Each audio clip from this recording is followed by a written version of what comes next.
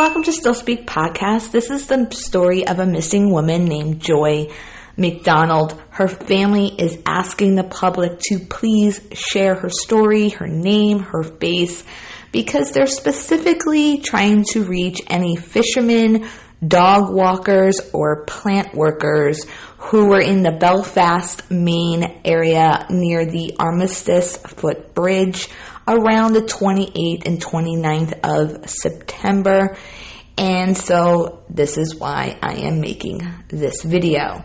Joy is 40 years old, and her family describes her as sweet, smart, spiritual, quiet, funny, and a very private person who lived alone in an apartment.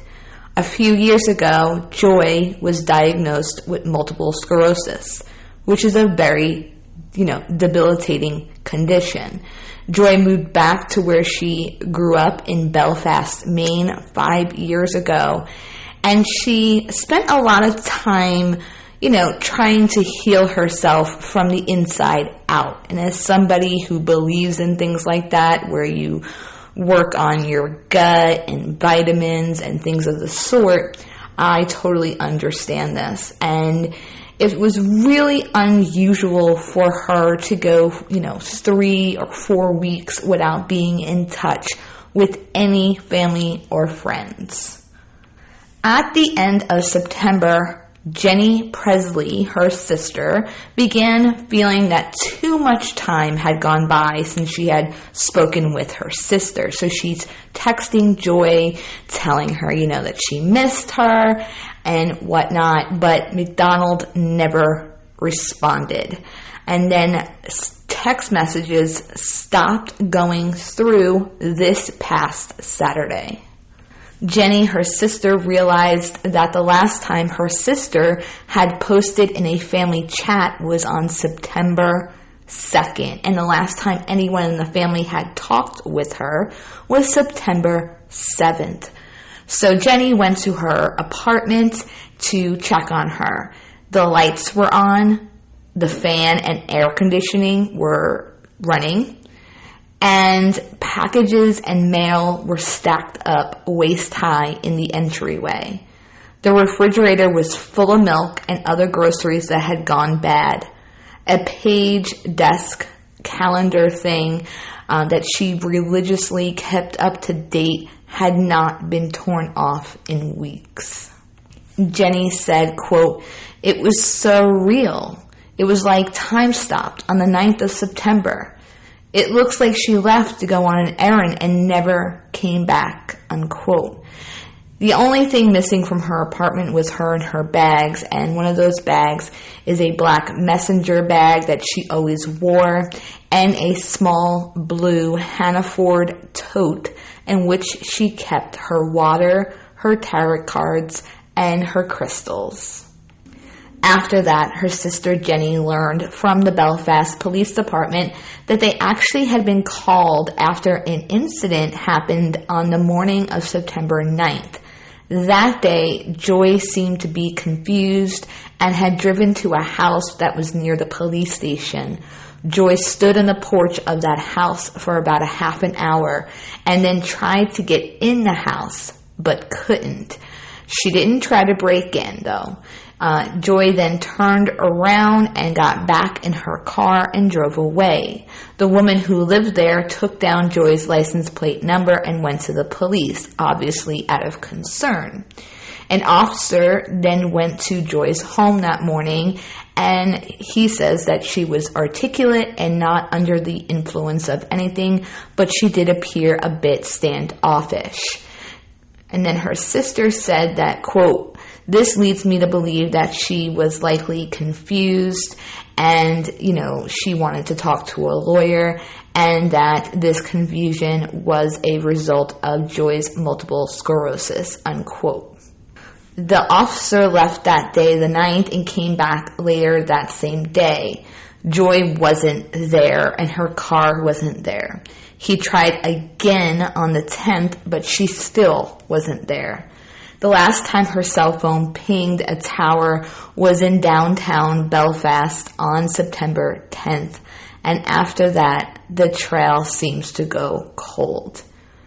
On the 19th, her sister of this month, October 19th, her sister and her wife located Joy's white Nissan Rogue on Pierce Street near the footbridge, a place where she often liked to go to meditate. And in her car, there was very little. A phone charger, her sunglasses, a meditation blanket, and some protein bars. And the vehicle has been there since at least the 28th of September. And it could be longer, but the surveillance cameras that they checked at a local plant do not go further back than that. Because of the location of the car and the fact that Joy liked to go to the bridge and the waterfront, search crews, focused their efforts looking in the woods near the Belfast rail trail and river. But despite the use of dogs in the woods and planes and boats and a side scan sonar to look in the water and in the river and beyond, there's been no signs of Joy MacDonald. Police have also checked hospitals and jails, but she's not at any of them. The family believes that Joy was wearing a black Adidas zip-up hoodie with white bands on the sleeves, jeans, and black sneakers. She also always wore several inches of beaded bracelets on one of her arms.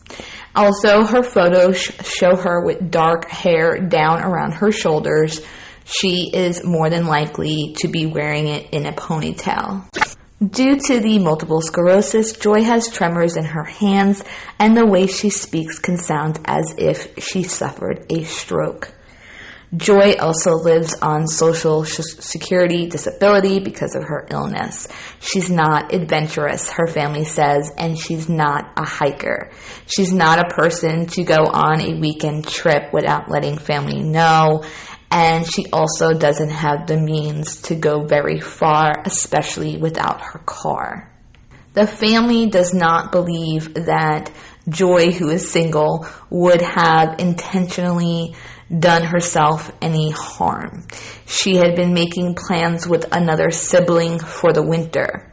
Quote, "For goodness sake, for the last 5 years, she's been really focused on healing herself," unquote. And I think she's saying that, she's trying to better herself. Why would she go and kill herself? Police were working on getting bank and phone and credit card statements, but it takes time. And they said, if anybody has information about Joy MacDonald, to please call Detective Sergeant Matt Cook of the Belfast Police Department at 207-338-2040 or the Maine State Police at 1-800-452-4664. Now, search crews from the Maine Marine Patrol and the Maine Warden Service crisscrossed the Maine River right there in Belfast on the 19th. They used boats and side scan sonars, as I mentioned earlier, to search the river. And they looked a lot in the area between the Route 1 bridge and the footbridge. And they said that there's nothing directly pointing them to the river, and that they were just doing these searches in the water just as a precaution. And they were going to give it however long it needed to search all of the water area. Joy has brown hair and brown eyes. She's 5'5", and she weighs about 160 pounds. So the timeline's a little wonky because you have September 2nd is the last time she posts in a family chat. A family member talks to her on September 7th. And then on September 9th is when she has this incident where she goes to somebody's home and the police, go to her apartment to ask her what that was all about. They do speak to her. She seems standoffish. They go back there the same day, later in the day, and she wasn't home, and neither was her car. And the same thing happened on the 10th, okay? Nobody talked to her in between that time. And then the car had to be there at minimum on the 28th. It could have been sooner. This is all September. Could have been sooner, but surveillance camera didn't go back that far. So nobody really knows what was going on between the 10th or actually the 9th to the 28th, when the surveillance video, starts showing the car there. If you type in Facebook, missing Joy MacDonald, you'll see the sister's post. Her name is Jenny Presley. If you have any information, you can reach out to her through Facebook. Also, if you Google Belfast woman missing, many articles do come up. Let's help, okay? Let's just share. One click, boom, done. If you're not from Maine, if you're nowhere near Maine, somebody you know maybe, okay? And even the locals may not even know about it. So we got to get it out there and help this family as much as possible. Until next time, I'll see you soon.